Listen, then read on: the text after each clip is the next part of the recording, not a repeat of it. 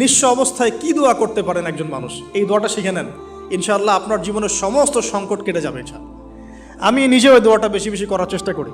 দোয়াটা হচ্ছে, মুসা আলাইহিস সালাম একটা গাছের নিচে হেলান দিয়ে বসলেন, বসে দেখলেন দুইজন মেয়ে দাঁড়িয়ে আছে দূরে, পানি নিতে পারছে না, লোকজন পানি নিয়ে যাচ্ছে, ওরা দাঁড়িয়ে আছে বেচারি। মুসা আলাইহিস সালাম গিয়ে বললেন, কি সমস্যা আপনাদের? এটা নিয়ে আপনারা আবার মেয়েদের সাথে কথা বলার চেষ্টা করেন না, ঠিক আছে? তো মাহারাম গায়রা মাহারাম মেনে চলে। তারা বললেন যে আমাদের বাবা অনেক বৃদ্ধ মানুষ, আমরা পানি নিতে পারি না যতক্ষণ না আমাদের কম পানি নিয়ে চলে যায়। মুসা আলাইহিস সালাম তো একটু বললাম না, ফিজিক্যালি খুব স্ট্রং ছিলেন, থাকে না বডি বিল্ডার, সামনে গিয়ে কথা বলে সরো পানি নিতে দাও, তখন মানুষ একটু মূল্যায়ন করে না।